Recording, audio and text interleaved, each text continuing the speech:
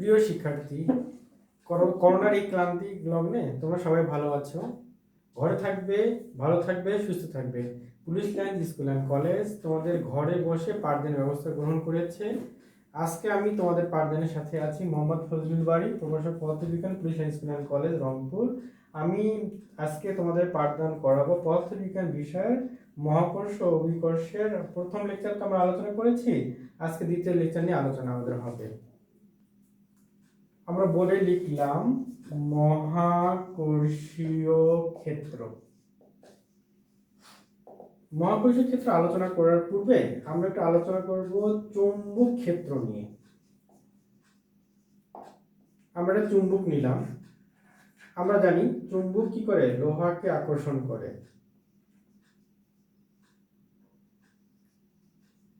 কি করে? এই লোহাকে একটা নির্দিষ্ট দূরত্বে কি করে? আকর্ষণ করে। তাহলে আমরা এরকম বলতে পারি কিনা যে এলাকা জুড়ে কোনো একটি চুম্বকের আকর্ষণ বল ক্রিয়া করে সেই এলাকাকে ওই চুম্বকের চৌম্বক ক্ষেত্র বলে। মানে আমরা চুম্বকের এই সহজ ক্ষেত্রটাকে যদি আমরা মহাকর্ষীয় ক্ষেত্রে কাজে লাগাই তাহলে চুম্বক দিয়ে কি পাওয়া গেছে? চৌম্বক ক্ষেত্র পাওয়া গেছে। আমরা এখন আলোচনা করছি মহাকর্ষীয় ক্ষেত্র। তাহলে আমরা মহাকর্ষীয় ক্ষেত্রে কি নিব? আমরা যে কোনো ভরের একটা বস্তু নিব। আমরা এম ভরের একটা বস্তু নিলাম। যে এলাকা জুড়ে এই এম ভরের বস্তুর আকর্ষণ বল ক্রিয়া করে সেই এলাকাকে ওই বস্তুর মহাকর্ষীয় ক্ষেত্র বলা হয়। আমরা আলোচনা করছি মহাকর্ষীয় প্রাবল্য নিয়ে। তো মহাকর্ষীয় প্রাবল্য আলোচনা করতে গেলে আমাদের লাগবে প্রথমে একটা মহাকর্ষীয় আমরা ক্ষেত্র নিব। মহাকর্ষীয় ক্ষেত্র। এই মহাকর্ষীয় ক্ষেত্রের ভিতর আমরা একক ভরের একটি বস্তু নিব। একক ভরের বস্তু নিব। এই একক ভরের বস্তুটি মহাকর্ষীয় ক্ষেত্র দ্বারা যে বল লাভ করে তাকে মহাকর্ষীয় প্রাবল্য বলে। তাহলে আমরা কি শিখলাম? একক ভরের বস্তু মহাকর্ষীয় ক্ষেত্র দ্বারা যে বল লাভ করে তাকে মহাকর্ষীয় প্রাবল্য বলে। কি দ্বারা প্রকাশ করা হয়? ই দ্বারা প্রকাশ করা হয়। এটা কি রাশি? এটা হলো দিক রাশি। দিকটা হচ্ছে একক ভরের বস্তুটা যেদিকে বল লাভ করবে দিকটা হবে সেই দিকটা। তাহলে এখন দেখো আমরা এভাবে মনে করতে পারি কিনা।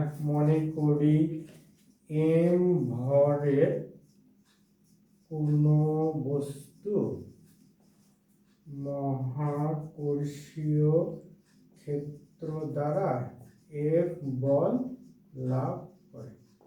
তাহলে ওকে কিভাবে বলতে পারবো? একক ভরের বস্তু মহাকর্ষীয় ক্ষেত্র দ্বারা কত বল লাভ করবে? তাহলে আমরা কি লিখতে পারবো? ই মানে এফ বাই এম। তাহলে দেখো যদি আমরা এরকম জানতে পারি এখান থেকে দেখো একক আমরা তৈরি করতে পারবো। এখানে কি আছে দেখো তো। আমরা যদি একক লিখি, আমরা একক লিখতেছি, আমরা লিখলাম এম কেস পদ্ধতি। তাহলে এখানে উপরে কি আছে? বল আছে। তো বলের একক কি? বলো দেখি, মনে আছে? বলের একক নিউটন আর নিচে ভরের একক কি? কেজি। তাহলে কি পাওয়া গেল? নিউটন পার কেজি। আমরা যদি সিজিএস এ যাই তাহলে মনে আছে বলের একক কি শিখলাম? ডাইন।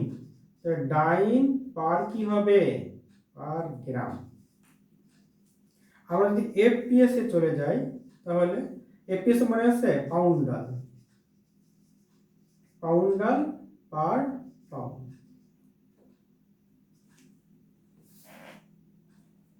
আমরা শিখলাম ই মানে এফ বাই এম। তাহলে আমরা দেখো তো এখানে এই সমীকরণে লিখতে পারি কিনা যে একক ভরের বা 1 কেজি ভরের বস্তুর ক্ষেত্রে আমরা লিখতে পারবো। তো ই কি হচ্ছে? এফ। এম এর মান কত? 1 কেজি। তাহলে কি পাওয়া যাচ্ছে? এফ পাওয়া যাচ্ছে। তাহলে আমরা কি পেলাম? ই মানে হচ্ছে এফ। তাহলে একক ভরের বস্তুর ক্ষেত্রে প্রাবল্যের মান কার সমান হয়? বলের সমান হয়। আমরা এখন বিন্দু ভরের ক্ষেত্রে প্রাবল্যের রাশিগুলো বের করব। তাহলে আমরা কি নিলাম? একটা বিন্দু ভর নিলাম। আচ্ছা, আমরা আর দূরত্বে এই প্রাবল্যের মান বের করব। তাহলে আমরা মনে করতেছি যে এম ভরের বস্তুটা এ বিন্দুতে আছে, আর দূরত্বে বি বিন্দুতে প্রাবল্যের মান বের করব আমরা। তা আমরা খুব সহজ করে চিন্তা করি। দেখো এ বিন্দুতে একটা বস্তু আছে, আবার বি বিন্দুতে আমরা 1 কেজি ভরের বস্তু নিলাম। তাহলে খেয়াল করো তো যে দুইটা বস্তু হলো তাদের মধ্যকার দূরত্ব হচ্ছে কত? আর। তাহলে আমরা এখানে লিখতে পারবো না নিউটনের মহাকর্ষ সূত্র থেকে জি এম গুণন 1 নিচে আর স্কয়ার, কি পাওয়া গেল জি এম আর স্কয়ার। আমরা একটা সমীকরণ দিলাম। এর একটু খেয়াল করো, তাহলে আমরা এই একক ভর 1 কেজি বা একক ভরের বস্তুর ক্ষেত্রে আমরা কি শিখলাম, প্রাবল্যের মান বলের সমান। তাহলে আমরা এগুলো নিতে পারবো না, ই মানে হচ্ছে জি এম বাই কত আর স্কয়ার। আমরা একটু আগে শিখলাম ই মানে কোন ক্ষেত্রে, এই ভালো করে মনে রাখতে হবে 1 কেজি একক ভরের বস্তুর ক্ষেত্রে আমরা এরকম শিখলাম, এটাই হচ্ছে প্রাবল্য নির্ণয়ের রাশিমালা। আমরা আলোচনা করছি মহাকর্ষীয় বিভব নিয়ে। তাহলে প্রথমে আমরা নিব একটা মহাকর্ষীয় ক্ষেত্র, আর এখানে আমরা একক ভরে বস্তু নিব। বস্তুটা কোথায় নিব, অসীম দূরত্বে। এই অসীম দূরত্বের একক ভরের বস্তুটাকে মহাকর্ষীয় ক্ষেত্রে নিয়ে আসতে যে কাজ সম্পূর্ণ হয় তাকে মহাকর্ষীয় বিভব বলে। মনে থাকবে, অসীম দূরত্বের একক ভরের বস্তুকে মহাকর্ষীয় ক্ষেত্রে আনতে যে কাজ সম্পূর্ণ হয় তাকে মহাকর্ষীয় বিভব বলে। তাহলে মহাকর্ষীয় বিভব ক্যাপিটাল ভি, এটা কোন ভি, বড় হাতের ক্যাপিটাল ভি দ্বারা প্রকাশ করা হয়। এটা কি রাশি, এটা হচ্ছে অদিক রাশি। মহাকর্ষীয় বিভবের আরেকটা আমরা সংজ্ঞা দিয়ে দিতে পারি এরকম করে, দেখো এই যে মহাকর্ষীয় এই ক্ষেত্রের ভিতর আমরা দুইটা বিন্দু নিলাম, যে কোনো একটা বিন্দুতে আমরা এই 1 কেজি বা একক ভরের বস্তু নিলাম। এই একক ভরের বস্তুটাকে এই ক্ষেত্রের মানে যে বিন্দুতে নিয়ে আছে ওই বিন্দু থেকে অপর বিন্দুতে নিয়ে আসতে যে কাজ সম্পূর্ণ হয় তাকে মহাকর্ষীয় বিভব বলা হয়। মনে করি এম ভরের কোন বস্তুকে অসীম দূরত্ব থেকে মহাকর্ষীয় ক্ষেত্রে আনতে ডাব্লু কাজ সম্পূর্ণ হয়। তাহলে একক ভরের বস্তুকে অসীম দূরত্ব থেকে নিয়ে আসতে কত কাজ সম্পূর্ণ হবে, ডাব্লু বাই এম কাজ সম্পূর্ণ হবে। তাহলে আমরা শিখলাম একক ভরের বস্তুটাকে অসীম থেকে ক্ষেত্রে নিয়ে আসতে যে কাজ সম্পূর্ণ হয় সেটি হচ্ছে মহাকর্ষীয় বিভব। এখান থেকে আমরা একক বের করব।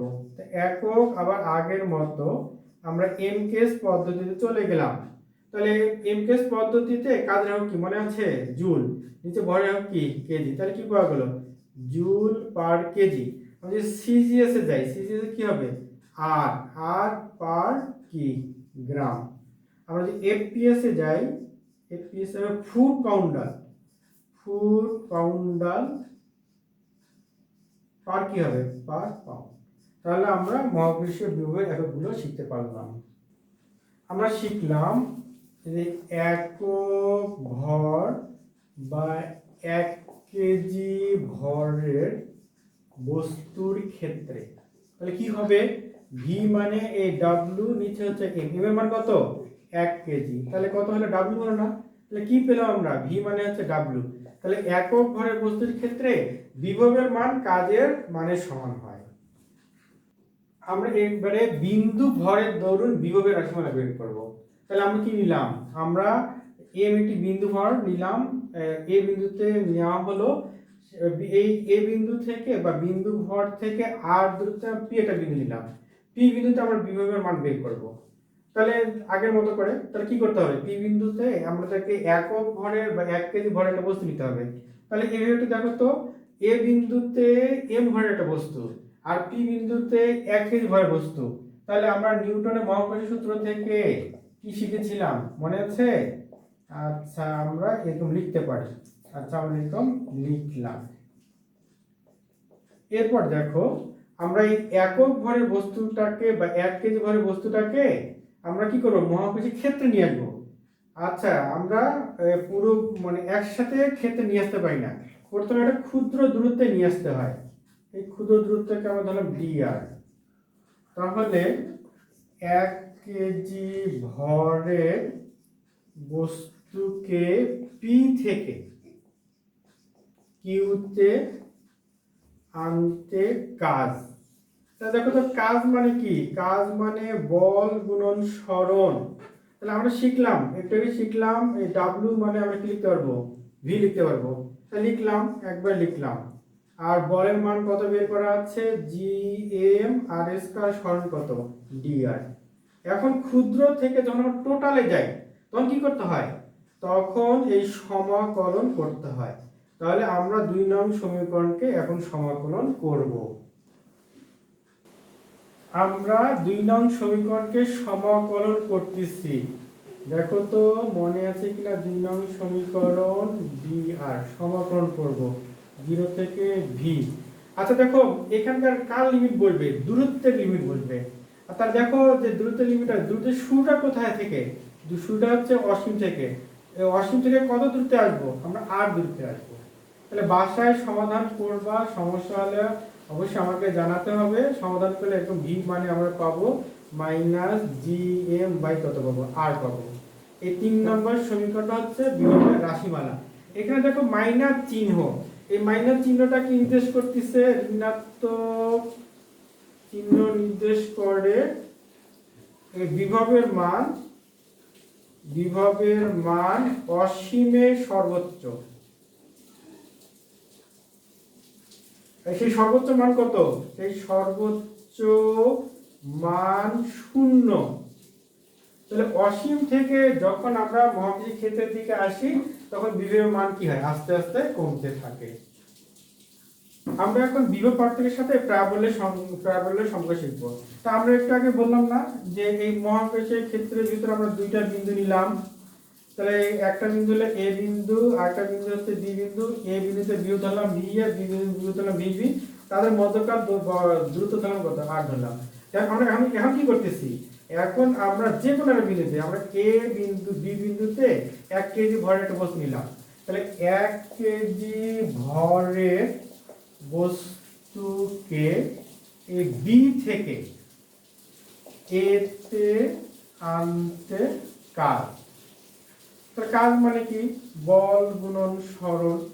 আর আমরা শিখলাম এই কাজের মানে 1 কেজি ভরের বস্তুর ক্ষেত্রে কাজের মান কার সমান, বিভবের সমান। তাহলে বিভব, তাহলে এখানে দেখো যেহেতু আমরা বিভবটাকে পার্থক্য হিসেবে দেখাচ্ছি, তাহলে আমরা এরকম করে লিখবো ভি এ মাইনাস ভিবি।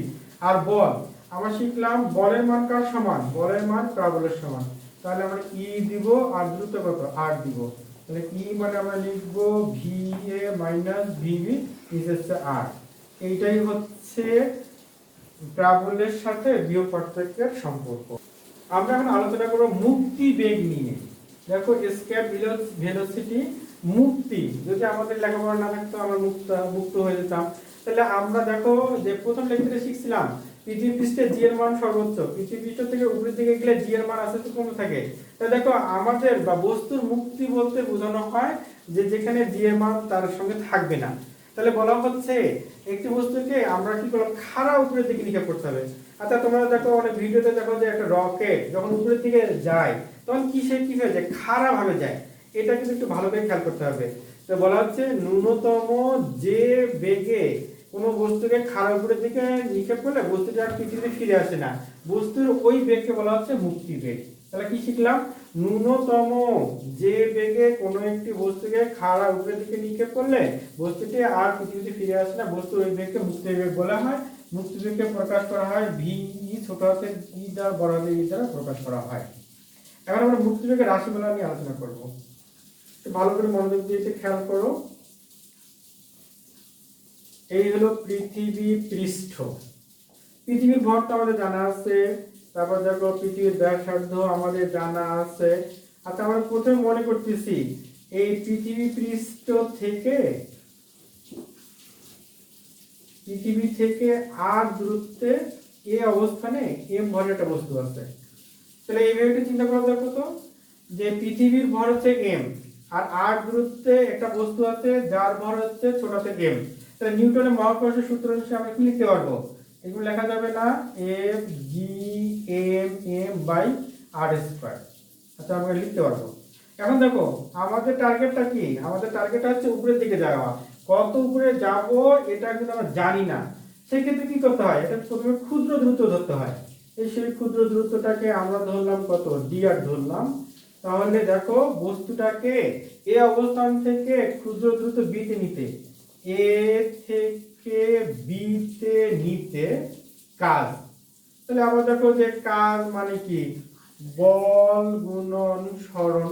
তাহলে এখানে কাজের মান কেমন হবে, ক্ষুদ্র সরণ কাজের মান ক্ষুদ্র, বলের মান কত, জি এম এম 1 নম্বর সমীকরণে বের করা আছে, আর আমরা সরণ লিখলাম। আচ্ছা মানে খেয়াল করো, ক্ষুদ্র থেকে টোটাল পেতে গেলে কি করতে হয়, ক্ষুদ্র থেকে টোটাল পেতে গেলে সমাকলন করব। তাহলে আমরা কি করব, এখন 2 নং সমীকরণকে সমাকলন করব। আমরা 2 নং সমীকরণকে সমাকলন করতেছি। দেখো তো একটু খেয়াল করে দেখো, এখানে দেখো যে সমাকলনের লিমিট কার সাপেক্ষে আসবে, দ্রুত সাপেক্ষে আসবে। তো দেখো এই লিমিটটা আমাদের অনেক সময় গন্ডগোল করে ফেলে। দেখো গন্ডগোলের কোনো সুযোগ নেই, আমরা বস্তুকে কোথায় নিয়োগ করতেছি, পৃথিবী পৃষ্ঠ থেকে নিয়োগ করছি। তাহলে এই দ্রুতটা কত ছিল, আর ছিল। আমরা কোথায় যাব এটা আমরা জানি না, না জানলে কি ধরতে হয়, অসীম। তাহলে লিমিটটা কি হবে, আর থেকে অসীম। তাহলে দেখো সমাকলন করলাম। এই বাসায় একটু করবা, না করলে অবশ্যই স্যারের সাথে যোগাযোগ করতে হবে। এই জি এম এম নিচে কত আর, এখন তো যেহেতু তোমরা সমাকলন অনেক ভালো পারো, এরপর আমরা কি পেলাম, 3 নম্বর সমীকরণ পেলাম। এখন দেখো আমরা কি করতেছি, একটা বস্তুকে উপরে থেকে নিক্ষেপ করতেছি। তাহলে দেখো বস্তুর ভর আমরা ধরলাম এম, ভর একটা বস্তু, আর উপরে থেকে নিক্ষেপ করতেছি, কত বেগে নিক্ষেপ করতেছি, আমরা মনে করলাম ভি বেগে নিক্ষেপ করতেছি। একটা বস্তু এক জায়গা থেকে আরেক জায়গায় যাচ্ছে, তখন বস্তুটার মধ্যে কোন শক্তি ক্রিয়া করে, তখন তার গতিশক্তি ক্রিয়া করে। তাহলে গতিশক্তিটা কেমন হয়, এরকম হয়। তো আমরা লিখলাম এখানে গতিশক্তি। তো এখানে খেয়াল করো, একটু ভালো করে খেয়াল করো, কোন একটা বস্তুকে আমরা যদি এই পরিমাণ গতিশক্তি নিয়ে নিক্ষেপ করি, আর বস্তু যদি এই পরিমাণ কাজ করতে পারে, দেখো এই পরিমাণ গতিশক্তি দিয়ে বস্তুটাকে উপরে থেকে নিক্ষেপ করা হলো, আর বস্তুটা এই পরিমাণ যদি কাজ করতে পারে, তাহলে সে বস্তুটা কি করবে, মুক্তি লাভ করবে। তাহলে সমীকরণ 3 ও 4 থেকে আমরা কি লিখতে পারবো, দেখো তো একটু, জি এম এম বাই আর। দেখো এখান থেকে ক্যালকুলেশন করলে আমরা কি পাচ্ছি, আমরা পাচ্ছি ভি মানে 2gm বাই কত আর। এই সমীকরণটা হচ্ছে মুক্তি বেগের সমীকরণ। আবার দেখো আমরা তো এরকম জানি gm বাই আর স্কয়ার। তাহলে এই দেখো যে এই সমীকরণ থেকে আমরা এখানে লিখতে পারি 2 কত জি আর। তাহলে দেখো এই দুইটা সমীকরণ হচ্ছে কি মুক্তি বেগের সমীকরণ। এখানে দেখো যদি আমরা মানগুলো বসাই, এনকেস পদ্ধতিতে যদি আমরা মানগুলো একটু বসাই, তাহলে দেখো আমরা এরকম পাই কিনা।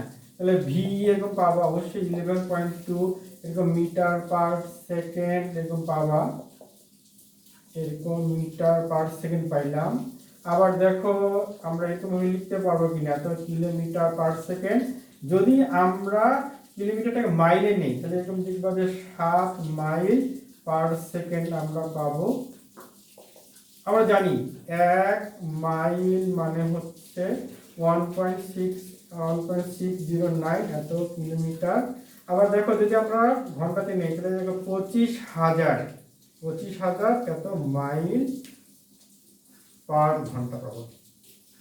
তাহলে এখানে একটু মাথায় নাও, ঠিক আছে, যে দেখো যে এটা যে কোনো গ্রহের পৃষ্ঠের ক্ষেত্রে মুক্তিবেগ, তাই না। তাহলে দেখো যে কোনো গ্রহের পৃষ্ঠে মুক্তিবেগ বের করতে গেলে কি লাগতেছে, আমাদের দেখো ওই গ্রহের ভর লাগবে আর ওই গ্রহের ব্যাসার্ধ লাগবে। তাহলে আমরা কি করতে পারবো, ওই গ্রহের মুক্তিবেগের মান বের করতে পারবো। আমরা এখন একটা গুরুত্বপূর্ণ টপিক নিয়ে আলোচনা করবো, সেটা হচ্ছে কৃত্রিম উপগ্রহ, আমরা ইংলিশে বলি স্যাটেলাইট। আচ্ছা দেখো কৃত্রিম উপগ্রহ আমরা যেমন জানি চাঁদ একটি উপগ্রহ, এটা প্রাকৃতিক উপগ্রহ। তাহলে চাঁদ কি করতেছে, পৃথিবীকে কেন্দ্র করে ঘুরতেছে। তাহলে আমরা যদি এরকম কোনো একটা মহাশূন্য যানকে একটা নির্দিষ্ট উচ্চতায় একটা নির্দিষ্ট বেগ দিয়ে যদি আমরা পৃথিবীর চারদিকে ঘোরাতে পারি, তাকে বলা হচ্ছে কি কৃত্রিম উপগ্রহ। তাহলে কৃত্রিম উপগ্রহ কি আমরা বুঝতে পারলাম।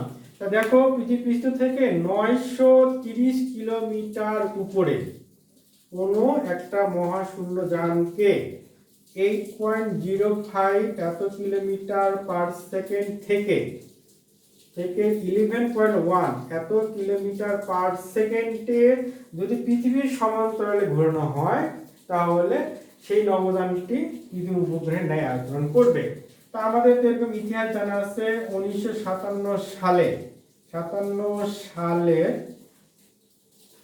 4 অক্টোবর 4 অক্টোবর রাশিয়া স্পুটনিক 1 নামে প্রথম এই কৃত্রিম উপগ্রহ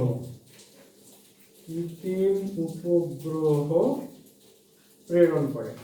এটা আমাদের ইতিহাস আমাদের জানা আছে। আমাদের বাংলাদেশ কিন্তু আমরা পিছিয়ে নেই। আমরা 2017 সালের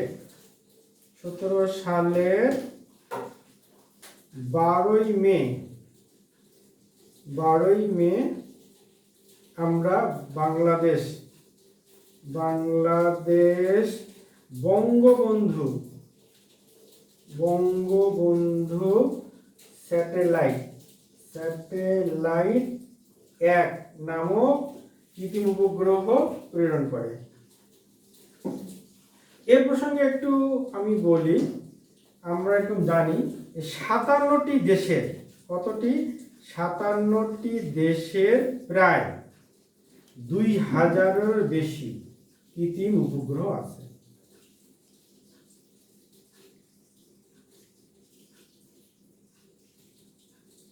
তাহলে বাংলাদেশ যেহেতু বলা হচ্ছে বঙ্গবন্ধু 1, মানে তাহলে কি আমরা আশা করতেছি যে পরবর্তীতে আমরা আরো স্যাটেলাইট পাঠাতে পারবো। আমরা এখন কৃত্রিম উপগ্রহের রাশিমালা নিয়ে, বেগের রাশিমালা নিয়ে আলোচনা করব। তাহলে খেয়াল করো, দেখো এই পৃথিবী থেকে 8 দূরত্বে আমরা যে কৃত্রিম উপগ্রহ নাম দেওয়া আছে বঙ্গবন্ধু স্যাটেলাইট, আর এই স্যাটেলাইটের ভর হচ্ছে m। সে কি করতেছে, পৃথিবীকে কেন্দ্র করে আর ব্যাসার্ধ নিয়ে কি করতেছে, বৃত্তাকার পথে পরিভ্রমণ করতেছে। তাহলে এবারে চিন্তা করো দেখি, এই হচ্ছে পৃথিবী, আবার এই যে 8 দূরত্বে কি আছে, এই হলো পৃথিবী, 8 দূরত্বে বঙ্গবন্ধু স্যাটেলাইট, আচ্ছা উপগ্রহ এখানে। আচ্ছা তাহলে দেখো তো, নিউটন মহাকর্ষ সূত্র থেকে আমরা কি লিখতে পারবো, F/G/m নিচে r² লেখা যাবে 1 নম্বর সমীকরণ। আবার দেখো, কোন একটা বস্তু যখন কোনো একটা বিন্দুকে কেন্দ্র করে ঘোরে, তখন সেই কেন্দ্রমুখী বল পাওয়া যায়। সেই কেন্দ্রমুখী বল দেখো তো, এগুলো লেখা যাবে কি না, মনে আছে mvs কে নিচে কত r। দেখো সাম্যাবস্থায় আমরা এরকম পাই, সাম্যাবস্থায় F1 সমান F2, আমরা লিখতে পারবো Gmm r² সমান কত mv² নিচে কত r। এখানে লেখা যাবে v² সমান gm নিচে r লেখা যাবে। আমরা এখানে একটা সমীকরণ দিলাম, এটাকে 3 নম্বর সমীকরণ দিলাম।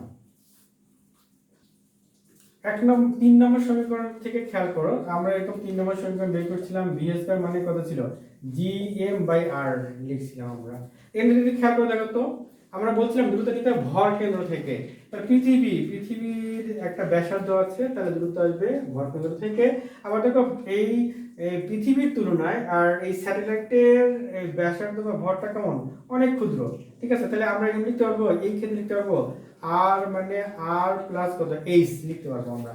তাহলে আমরা লিখলাম gm r plus h v²। তাহলে আমরা এটাকে একটা সমীকরণ নাম্বার দিয়ে রাখলাম, 4 নাম্বার দিয়ে রাখলাম। তাহলে v মানে লেখা যাবে gm r plus h root, দিলাম 5 নাম্বার। তাই এই 5 নম্বর সমীকরণটাই হলো কি, কৃত্রিম উপগ্রহের বেগের রাশিমালা। এই সমীকরণটাকে দেখো তো আবার একটু এভাবে লেখা যায় কিনা। আমরা জানি g মানে কি, gm বাই কত r²। তাহলে আমরা লিখতে পারবো g r² মানে কত gm। তাই লিখতে পারবো এখানে gm এর পরিবর্তে লিখলাম আমরা g r² লিখলাম, নিচে করে নিলাম r প্লাস h দেখলাম, রুট দিলাম v। এটা হচ্ছে কৃত্রিম উপগ্রহের বেগের রাশিমালা। আমরা এই বেগের, আমরা দেখো যে কৃত্রিম উপগ্রহের যে রৈখিক বেগ এরকম জানি কিনা, 2πr নিচে হচ্ছে কত t, এরকম জানি, আমরা জানি এরকম। তাহলে এটা খেয়াল করো তো দেখি একটু। তাহলে আমরা এই সমীকরণে আমাদের সঙ্গে 3 দিয়েছিলাম, 3 নম্বর সমীকরণে এই মানটা বসাবো। 3 নম্বর সমীকরণ মনে আছে, 2πr এই t² দেওয়া হলো gm বাই কত r, এটা হচ্ছে 3 নম্বর সমীকরণ।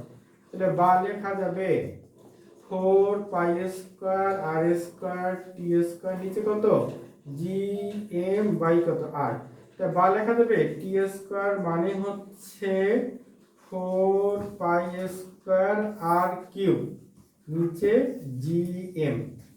আচ্ছা দেখো একটু খেয়াল করে দেখো, তাহলে আমরা শিখেছি যে আর মানে কি আর প্লাস এইচ, তাই না? তাহলে এখানে আমরা লিখলাম 4 পাই স্কোয়ার আর প্লাস এইচ কিউব লিখলাম, বাই লিখলাম কত জি এম, এটা লিখলাম কত টি স্কোয়ার লিখলাম। আচ্ছা এরপর আমরা চলে যাচ্ছি পরের ধাপে। তাহলে দেখো পরের ধাপে আমরা লিখতে পারবো টি মানে লিখতে পারবো। তাহলে এই সমীকরণটা হচ্ছে পর্যায়কালের সমীকরণ। এই সমীকরণটাকে আমরা আর একটু ভাঙিয়ে লিখতে পারি, দেখো তো একটু। আর প্লাস এইচ এটাকে 3/2 লেখা যায়, তাই না? এটাকে লেখা যাবে না আর প্লাস এইচ, আবার লেখা যাবে না যে রুট কি আর প্লাস কত এইচ। তাহলে আমরা শিখলাম একটু আগে ভি মানে কি শিখলাম G M R plus H root. তাহলে 1/v মানে কি লেখা যাবে আর প্লাস এইচ নিচে কত জি এম কত রুট।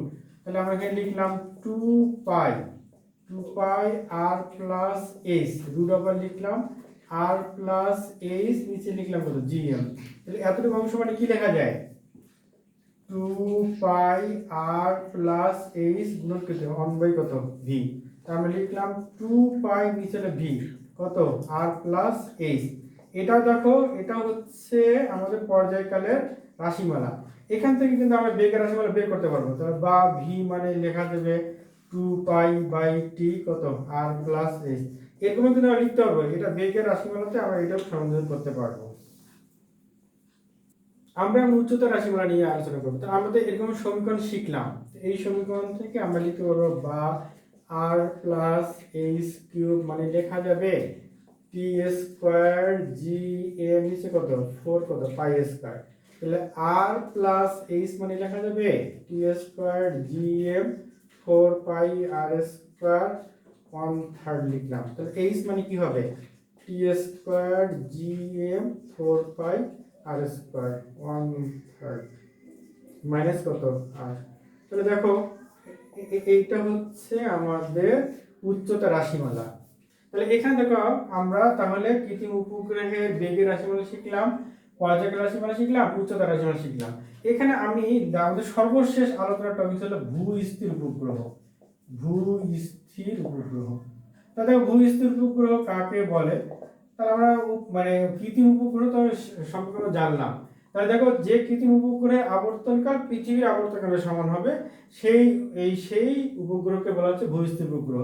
এখানে থেকে গুরুত্বপূর্ণ বিষয়টা হচ্ছে পৃথিবীর আবর্তন কত, এই তাহলে ভূস্থির উপগ্রহের আবর্তন কত হবে 24 ঘন্টা। প্রিয় শিক্ষার্থী, এখানে একটি উদ্দীপক নিয়ে আমরা একটা আলোচনা করব। দিনাজপুর বোর্ড 2016 সালে এসেছিল বিটিআরসি বঙ্গবন্ধু 1 নামে একটি কৃত্রিম উপগ্রহ উৎক্ষেপণের প্রস্তুতি নিচ্ছে। তখন নিচ্ছিল কত সালে 16 সালে, 17 সালে পাঠানো হয়েছিল। ঢাকার ভূপৃষ্ঠ থেকে উপগ্রহটির উচ্চতা দেয়া আছে, এখানে বের করতে বলছে গতে বঙ্গবন্ধু উপগ্রহটির বেগ কত, এরকম বের করতে বলছে। আর উপগ্রহটি ভূস্থির কি না বের করতে বলছে। তো দেখো বেগের মান বের করতে বলছে, তাই না? তো দেখো বেগের যে সূত্রগুলো আমরা শিখলাম সেই সূত্রগুলো দেখো এখানে যে ডাটাগুলো দিয়ে আছে কোন ডাটার সাথে মেলে। তো দেখো আমরা এরকম ভি শিখছিলাম, আমরা সবচেয়ে সহজ সূত্রটা প্রথম যে আমরা বের করছিলাম জি এম বের কত আর প্লাস এইচ এরকম শিখছিলাম। তো দেখো এই জি এর মান তো আমরা নির্দিষ্ট জানি আমরা, তাই না? পৃথিবীর ভর, এম মানে কার ভর, এটা হলো পৃথিবীর ভর, এটা তো নির্দিষ্ট আমরা জানি। আবার দেখো আর আর কার ব্যাসার্ধ, পৃথিবীর ব্যাসার্ধ, এটাও নির্দিষ্ট, এটা তো আমরা জানি। তাহলে এখানে এইচ তো দেওয়া আছে কত, এইচ দেওয়া আছে 3.6 গুণন 10 এর পর কত পাওয়ার 4 এত কিলোমিটার। এটাকে ভাঙানো হলো 3.6 গুণন কত 10 এর পর পাওয়ার 7 এত মিটার পাওয়া গেল, তাই না? তাহলে খেয়াল করো এই মানগুলো যদি আমরা বসাই তাহলে কি পাবো, তাহলে আমরা গড় সমাধান পেয়ে গেলাম। আচ্ছা এখন গড় সমাধানে আসতেছি আমরা, উপগ্রহটি ভূস্থির কিনা। দেখো আমরা লাস্ট সর্বশেষ যে টপিকটা আলোচনা করলাম সেখানে ভূস্থির উপগ্রহের যে শর্ত, সেই শর্তের মধ্যে দেখো প্রধান শর্তটা হচ্ছে কি টি এর মান। দেখো টি এর মান আমরা বের করি। তাহলে দেখো আমরা এই যে টি এর মানের এরকম সূত্র শিখলাম কিনা, দেখো আর প্লাস এইচ। তো দেখো এখানে দেখো টি এর মান বের করতে চাচ্ছি, তাহলে ভি এর মানটা, এই ভি এর মান আমরা কোথায় নেব, গ থেকে নেব। দেখবা ভি এর মান যদি গ থেকে নেওয়া হয়, এখানে যদি ক্যালকুলেশন করো দেখবা যে এরকম 24 ঘন্টা বের হচ্ছে। 24 ঘন্টা বের হওয়া অর্থটা হচ্ছে কি, তাহলে এই উপগ্রহটি ভূস্থির। তাহলে প্রিয় শিক্ষার্থী, তাহলে আমরা মহাকর্ষ অভিকর্ষ অধ্যায় নিয়ে দুইটা লেকচার আলোচনা করা হলো, প্রথম লেকচার দ্বিতীয় লেকচার। আশা করি তোমরা যারা মনোযোগের সাথে কথাগুলো শুনেছো তারা ইনশাল্লাহ প্রত্যেকটা বিষয় ভালোভাবে বুঝতে পারবা। তারপরে যদি কোনো বিষয় নিয়ে কোনো বুঝতে অসুবিধা হয় তাহলে অবশ্যই স্যারের সাথে যোগাযোগ করতে হবে।